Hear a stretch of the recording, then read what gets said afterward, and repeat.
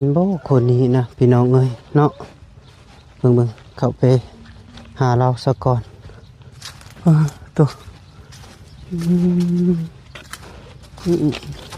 สบายดีเด้อโดยเฮ็ดหยังกันนะขุดที่ล่อได้อยู่บ่ได้อยู่ไปตามเบิ่งเฮือนซานเราพี่น้องเอ้ยเนาะจักเราอยู่เป็นแบบใดวะพี่น้องเอ้ยเนาะ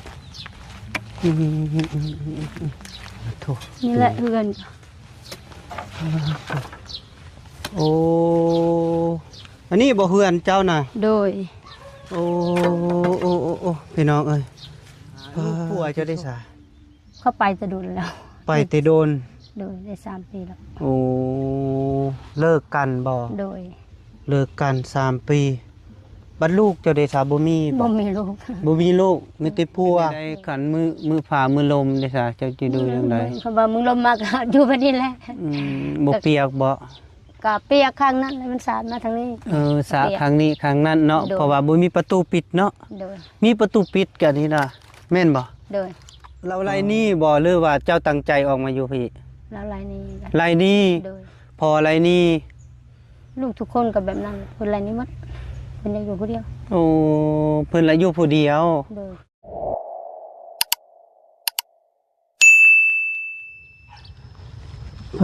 ตัวพี่น้องเอ้ยเนาะพอดีเบาแก้วผ่านมาพี่น้องเอ้ยเนาะมีหมู่บ้านนึงพี่น้องเอ้ยกำลังว่า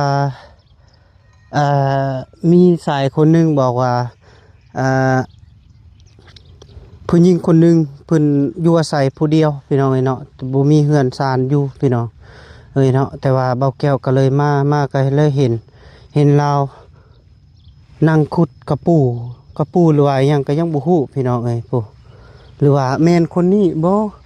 ก็เบาแก้วก็ยังบ่ฮู้ว่าสิเป็นคนนี้บ่พี่น้องเอ้ยเนาะโตเรานางขุดหยังเด้พี่น้องเอ้ยเนาะก่อนอื่นก็ขาบทักทายสบายดีและสวัสดีเด้อพ่อแม่พี่น้องหมดสุคนบ่ว่าอยู่ในหรืออยู่ต่างประเทศก็ยินดีต้อนรับเข้าสู่2บ่าวแก้วคือเก่าพี่น้องเอ้ยเนาะที่โตพอดีเรานั่งขุดพี่น้องเอ้ยตัวแม่นบ่คนนี้นะพี่น้องเอ้ยเนาะเบิ่งเข้าไป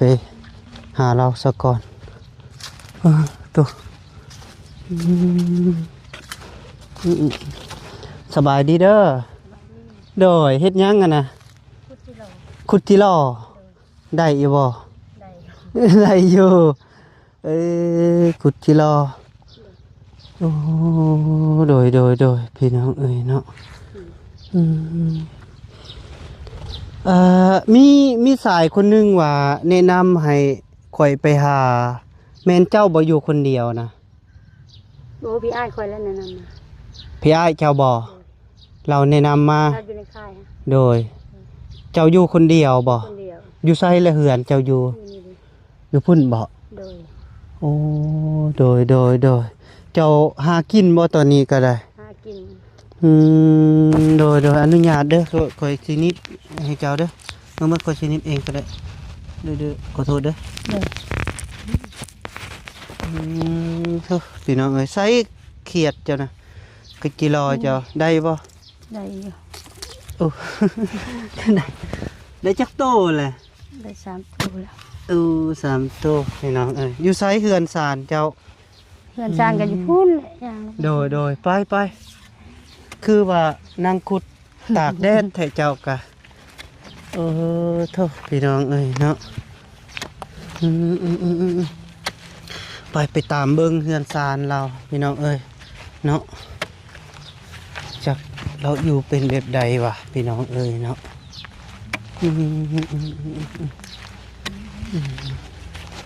เลยไป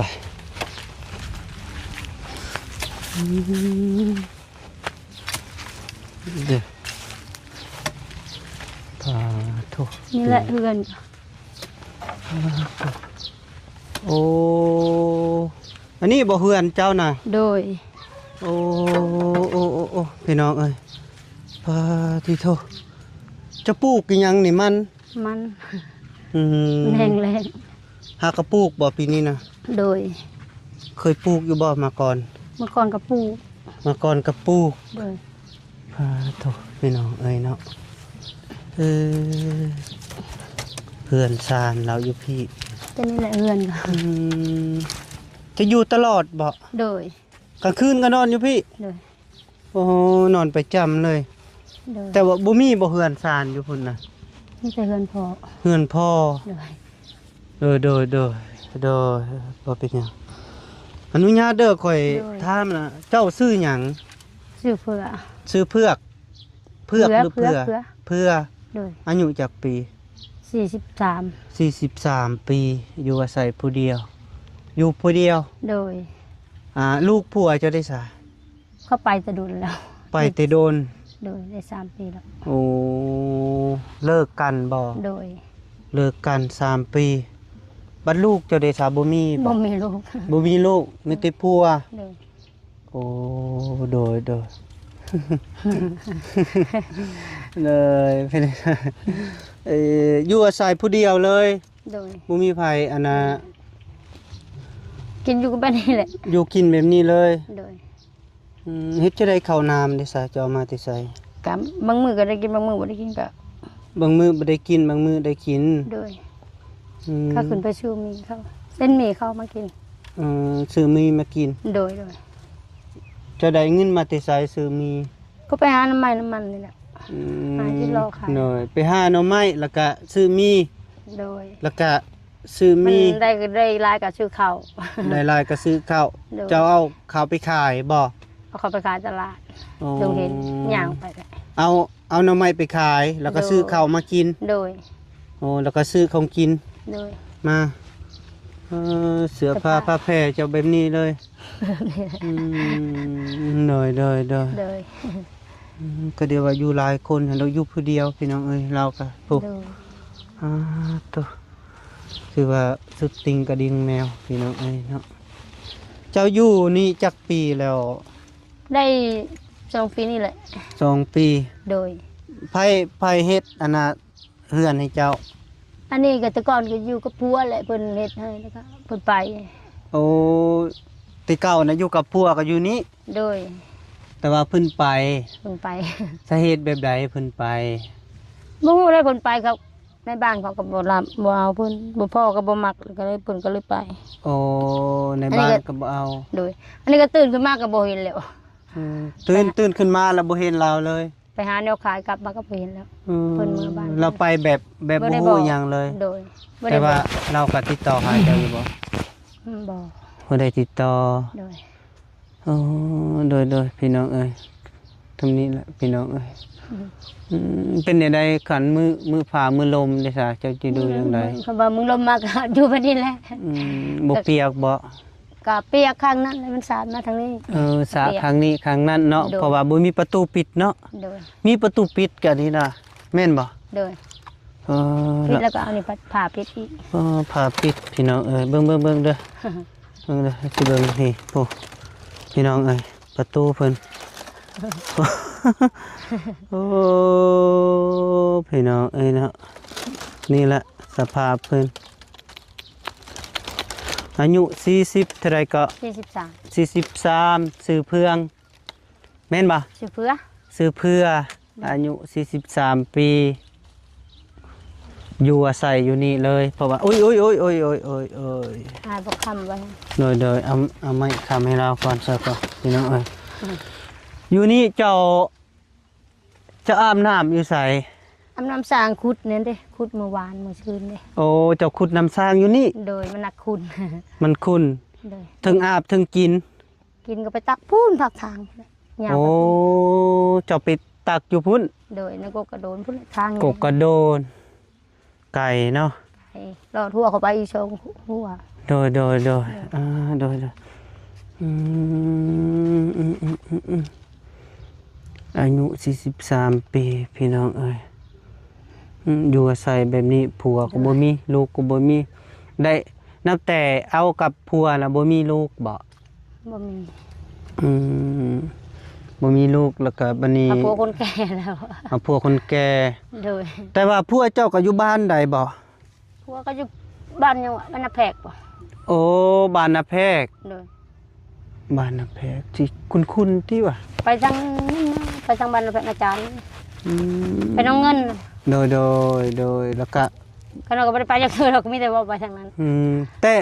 แต่ว่านับแต่เจ้าเอากันเด้ซะ เอากันก็บ่ได้เมืองบ้านเพิ่น บ่ได้เมื่อ โดย เพราะว่าเรามาแล้วก็มาอยู่นํเจ้าเลย โดย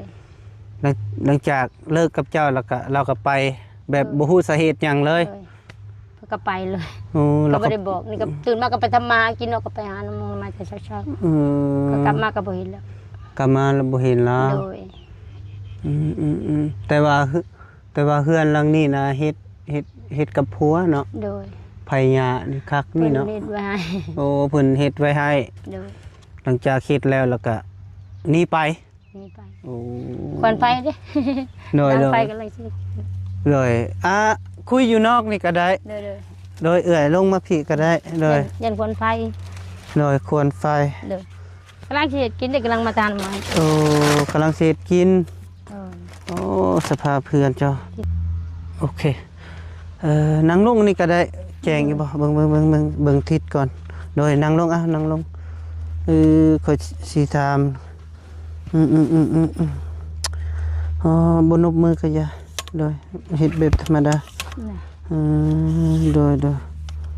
อยู่อาศัยพี่น้องเอ้ยเนาะเพิ่นก็อยู่อาศัยผู้เดียวเลยพี่น้องเอ้ยเนาะเป็นจังไดเจ้าคืออยากมาอยู่พี่คือบ่อยู่กับพ่อ พ่อกับเพิ่นก็คือว่าเพิ่นบ่เพิ่นมักอยู่ผู้เดียวบอกง่ายๆเพิ่นเป็นคนมักอยู่ผู้เดียว เรามักอยู่ผู้เดียวจักคนรวมทั้งหมดอยู่ในเฮือนน่ะ เขามีครอบครัวเพิ่นแล้วมีน้องชายที่เมียตายก็มาอยู่นํเพิ่นน่ะ โอ้ แล้วก็เลี้ยงลูกคนเดียว แล้วก็อยู่แบบ ก็อยู่ แบบบ่ถือกันแล้วจะมาอยู่พี่ โดย แล้วเราไรนี่บ่หรือว่าเจ้าตั้งใจออกมาอยู่พี่ แล้วรายนี้กัน ไรนี่ โดย พอไรนี่ ลูกทุกคนก็แบบนั้นเพิ่นรายนี้หมดเพิ่นอยากอยู่ผู้เดียว โอ้เพิ่นละอยู่ผู้เดียว โดย แล้วก็เพิ่นไรนี่เจ้าอยู่จักปีอยู่ในซองบ่ 2 ปีแล้ว 2 ปีเราไรนี่ออกเนาะเพราะว่าบ่ให้ไผมาอยู่นํเนาะ โดย โอ้โตพี่น้องเอ้ย ขณะน้องชายมาอยู่น้องชายกับเมียตายป้าอยู่ปักเสก็กลับมาอยู่เพิ่นก็ยังบ่ให้อยู่เพิ่นก็ยังให้เช้าให้แล้ว โอ้เพิ่นหายบ่เดี๋ยวนี้นะ โดยก็น้อยก็เลยแบบมาอยู่แบบนี้แหละดีกว่า โอ้แล้วเจ้าถึงคิดว่าสิมาใช้ชีวิตแบบนี้ดีกว่าเนาะ โดย แต่ว่าคันสิอยู่นำลาวก็แบบมันลำบากใจเนาะ โดยอยู่ยากลำบากใจ น้อยอยู่ยากเนาะ โดย น้อยแต่ละมื้อน่ะเจ้าหาหยังมากินนะกิน ก็ไปหาน้ำใหม่น้ำมันแบบนั้นแหละ โอ้หาหน่อไม้แล้วมากิน โดย หาหน่อไม้แล้วก็บางเทื่อก็ หลายๆก็ต้มไปขายตลาด โอ้ต้องไปขายตลาด โดย เจ้าผ่านเจ้าเคยเห็นข่อยบ่เคยข่อยน่ะซื้อบ่าวแก้วเด้อ โดย ซื้อบ่าวแก้วแล้วก็เคยลงตลาดมาก่อน ตลาดดงหินเฮานี่แหละ โดย ข่อยก็อยู่ใกล้ๆนี่แหละแถวใกล้ๆนี่แหละข่อยอยู่ดงหินนั่นแหละแต่ว่าก็สนิทกับอายบุญไทยอายบุญไทย นั่นแหละเพิ่นนั่นแหละบอกนะ โดยเป็นพี่อายจะบ่ แล้วลูกป้าเด้ อ๋อ เขาเป็นลูกป้านี่เป็นลูกนาชาว เจ้าห้องได้ล่ะ พี่อ้าย พี่อายเนาะ เด้อ โอ้ กาเพิ่นเป็นนามพี่เด้ แม่เพิ่นเป็นนามพี่แม่เด้ โอ้ แม่ก็เป็นนาสาวเขาก็เอิ้นนาสาว คือเขาเป็นนายชายเอิ้นกันนาชาว โดย โดย แต่อยู่อาศัยแบบนี้เนาะ โดย ข้าวน้ำนี่ก็มีแต่ไปหาหน่อไม้ไปขายแล้วซื้อมา โดย บ่มีข้าวกินบ่แต่ละปีจะบ่ได้เฮ็ดนาบ่ เห็นหน้าก็บ่มีนักบ่มีไผไผหน้าก็ที่เห็นนี่แหละนี่ ใช้นาเจ้า นี่แหละ อันนี้ โดย น้อยๆนี้ โดย บ่แม่นบ่ตัวนั้น ตอนนั้นก็พูดของเขาพูดของแม่อันพูดของ โอ้ พ่อ เฉพาะโดยเฉพาะบ่อนเจ้าเฮ็ดส่วนมันนี่บ่นาเจ้า โดย อื แล้วล ม งไปนี่ ลงพุ่นบ่ โดย ดินเจ้ามาพี่ โดย แล้วเจ้าปลูกมันบัดนี้เนาะ โดย โอ้ ปลูกได้มาปีหนึงแล้ว ปีก่อนนี่เจ้าได้เท่าใดจะปลูกมัน อืม ได้เงินได้เจ๊ได้เงินบ่ฮอดล้าน บ่ฮอดล้านก็ได้เท่าใดรวมทั้งหมดแต่เจ้าปลูกนี่ ได้ที่ปีแรกๆนี่ก็ได้ล้านหนึ่ง ล้านหนึงเฉพาะเท่านี้ได้ โดย อ้าวปลูกในเดียวฮอดล้านพอ ปลูกบ่เท่านั้นเด้ฮอดปลูกดูนี่ โดยปีนี้เจ้าคือบ่ปลูกขยายไปเพิ่น มันแห้งผลบ่มีถ้าผลก่อน โอ้ถ้าพ้น โดย กันพ้นตกมาแล้วก็เจ้าสิปลูกขยายเลย โดย ก็ปลูกไปเรื่อย โดยเราก็ยังว่าใช้ชีวิตพี่น้องเนาะคือว่ายังว่าปลูกมันแล้วก็เพื่อเลี้ยงชีวิตตนเองพี่น้องเอ๋ยเนาะเจ้านอนจะบ่ได้กางมุงอิหยังบ่เอายุงสิบ่ครบจะบ่ ทั้งนั้นรับเลย หลับเลย โดย ไผหยังก็บ่มีติ บ่มีแล้วมีแต่หัวไฟใส่หัวไฟเลย โอ้น้ำมาดอกมาดานก็บ่มี บ่มี โอ้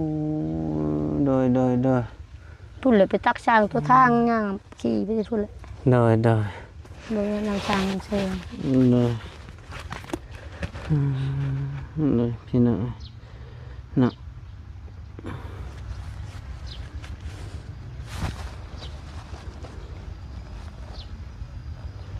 โดย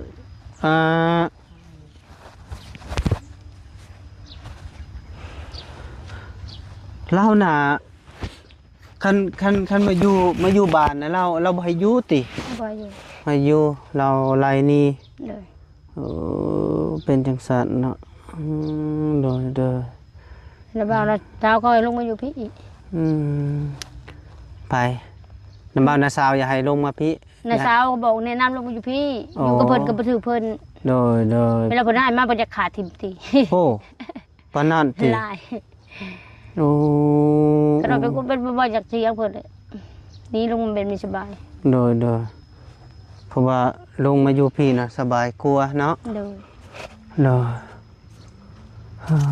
พี่น้องฮัลโหลโดยจะมาละ ได้ฮอดครัวใหม่ตัวที่2นี่แหละ บ่ได้ลบมาพี่ใดนี่นะกายบ้านหลังนี้นะ ลงมาทางนั่นดิ มีกกตาลนี่เด้ค่อยเว้า มีทางลงมา มีทางลงมาพี่ลงมาน้องให้หน้าพี่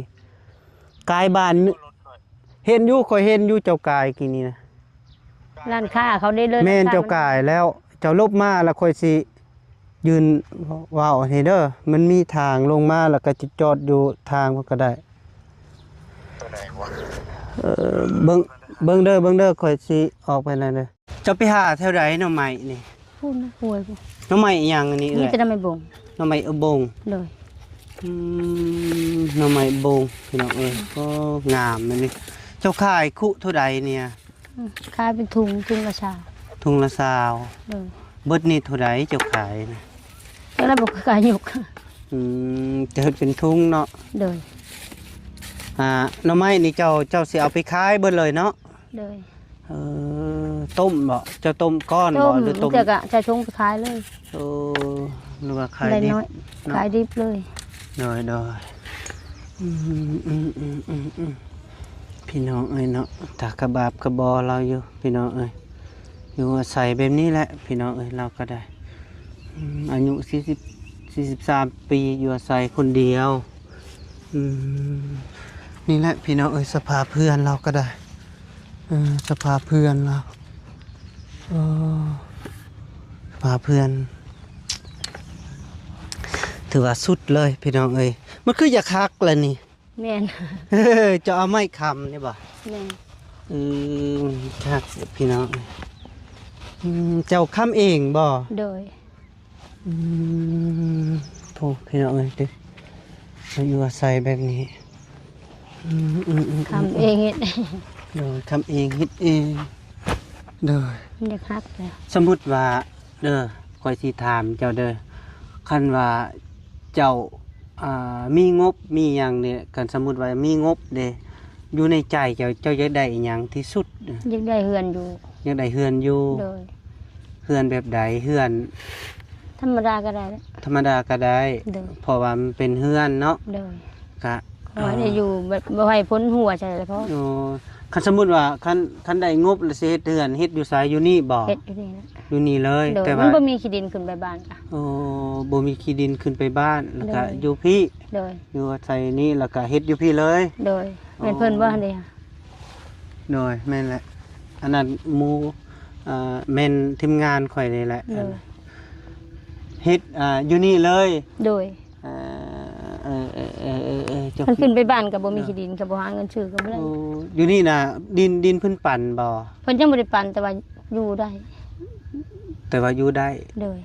คันสมมุติว่าคันเฮา เพิ่นบ่ให้อยู่ หาสิปลูกดินสิปลูกเขื่อนนี่เราสิบ่สั่งให้มางออกบ่ ก็บ่มั่งนํอยู่ในนี่มา2ปีแล้ว เออ แต่เว้าง่ายๆคือเพิ่นบ่อยากให้อยู่กับเพิ่นน่ะนะ โอ้บ่อยากให้อยู่ส่วนร่วม โดย ให้อยู่คนเดียว โดย ส่วนกล้วยเจ้าบ่น่ะ ของบ้านนั้นเด้ โอ้ของบ้านนี้ โดย เออบ้าน พี่เด้อ นั้น ทาง ก็ เข้า เจ้า เพิ่นบ่บอก เออ พี่เด้อทางเข้าพี่เด้อ แล้วเจ้าอยู่พี่ โดย เนาะเจ้าก็เลี้ยงไก่เลี้ยงกาอยู่เนาะลายอยู่บ่ไก่เจ้าก็ได้ บ่ไก่2 3ตัว เด้อเอามีหยังก็สู้ๆเด้อเด้อมีแต่ข่อยสิเอาเงินให้เจ้าไปซื้ออันน่ะ ชื่อเขาแล้วอื่น ซื้ออันน่ะของกินนั่นแหละ โดย ที่ว่าข่อยสำค่อยมีนั่นแหละเอ้ยสำค่อยมีข่อยก็สิให้เจ้าซื้อกินพอได้เจ้าบ่มีโทรศัพท์ใช้บ่ บ่มี บ่มีเนาะ อิหยังก็บ่มี เป็นได้สิติดต่อให้ติดต่อเป็นซะ มาก็มานี่แหละ มาแล้วก็มานี้ โดยบางมื้อก็อยู่บางมื้อก็ไปหาแนวขาย โดยก็ข่อยมีเท่านี้โดยมี2,000กีบเลยก็แต่ว่าเจ้าสู้ๆแล้วก็ซื้อ โดย เกลือมักเผ็ดแป้งนัวหั่นแหละ โดย ก็มีหยังก็เจ้าก็อยู่พี่แล้วก็สู้เพราะว่าก็